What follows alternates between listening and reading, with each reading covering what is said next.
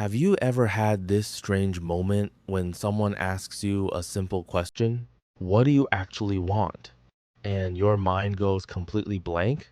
Not because you don't care, not because you're indecisive, but because you genuinely don't know. You can choose what's practical. You can choose what makes sense. You can choose what won't upset anyone. But what do you want? Silence. That silence doesn't mean you're empty. It usually means you learn to survive by looking outward instead of inward. And you got very good at it. You adjust quickly. When someone new enters the room, you read the atmosphere before you speak. You feel the tone. You sense the hierarchy. You calculate what version of yourself will fit best here. More confident, more relaxed, more agreeable, more funny, more quiet. And it happens so automatically that you don't even register it. But later, when you're alone, you feel slightly untethered. Like your personality is fluid. Like your identity depends on who you're with. And that can feel deeply unsettling because identity is supposed to feel solid, stable, rooted, but yours feels adaptive. And that word matters. Adaptive. Because not knowing who you are often starts as intelligence, as awareness, as protection.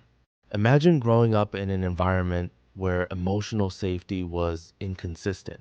Some days were calm, other days were unpredictable. Some emotions were welcomed, others were criticized or ignored. You learned quickly which parts of you were acceptable and which parts created tension. So your nervous system made a decision. Belonging is more important than authenticity because belonging means survival, especially for a child. So you noticed what made caregivers smile, what made them withdraw, what made them angry, what made them proud. You learned to amplify the traits that brought connection and suppress the ones that created friction. You became observant, hyper aware, careful. You developed what psychology calls external referencing. Instead of checking inside for guidance, you checked outside. What's the mood? What's expected? What keeps things stable? And that strategy worked. You avoided conflict, you maintained connection, you reduced risk. But over time, something subtle happened. You stopped practicing internal referencing. You stopped asking, how do I feel? You started asking, how will this be received? You stopped asking, what do I want? You started asking, what keeps this safe?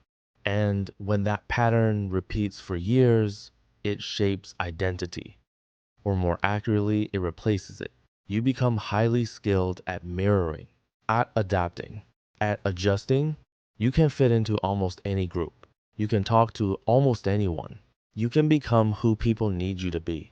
And on the surface, that looks like strength.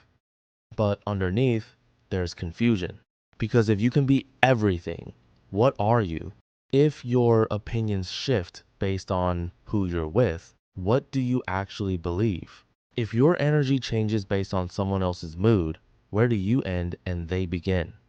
This is where disconnection starts. It doesn't start loudly. It starts subtly. You hesitate before speaking because you're editing mid-sentence. You downplay your preferences. You say, I'm fine with anything.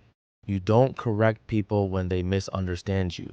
You feel uncomfortable taking up space. And when someone asks you to describe yourself, you describe your roles, your job, your responsibilities, your relationships, but not your essence. Because essence requires access, and access requires safety. If you never felt safe expressing your full emotional range, your system learned to narrow it. You became agreeable instead of expressive. You became calm instead of honest. You became low maintenance instead of visible. And here's the part that hurts. You might even feel proud of it because being adaptable has benefits. You don't create drama, you're easy to be around. People describe you as mature, understanding, chill. But sometimes you feel strangely invisible. Like you're present but not fully seen, because when you constantly adjust, people connect to the adjusted version, not the raw one. And over time, that creates a quiet grief, a grief for a self you never fully explored. This isn't about blame, it's about understanding what happened.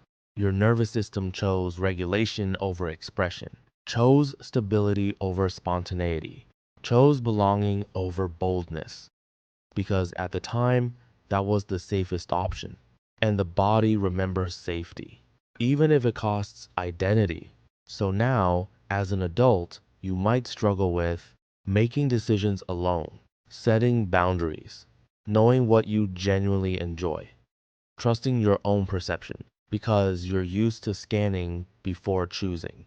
And that scanning interrupts authenticity. But here's something important: your real self was never erased, it was paused. It lives in micro moments. In the flash of irritation before you say, it's fine. In the tension in your chest when you agree too quickly. In the subtle relief when you're finally alone. Identity recovery doesn't require reinvention. It requires attention. Start noticing your body. When does it tighten? When does it soften? When do you feel small? When do you feel steady? Your nervous system is your compass. Rebuilding identity is a slow process of increasing internal referencing. Before answering someone, pause. Ask yourself, what do I think? Before agreeing, pause. Ask, do I actually want this? Before adapting, pause. Ask, am I shrinking? And this part matters. Expect discomfort. Because authenticity feels risky when adaptation kept you safe, disagreement might feel dangerous. Saying no might feel selfish. Taking space might feel unnatural. But those sensations are not proof you're wrong. They're proof you're expanding. You don't discover yourself in dramatic moments. You discover yourself in small, repeated honesty. Choosing the restaurant you prefer. Admitting you're tired. Saying, I don't agree. Wearing what you like. Listening to what energizes you. Your identity isn't a fixed object you need to find. It's a relationship you rebuild. Slowly, with patience, with safety. You were never empty. You were protecting connection.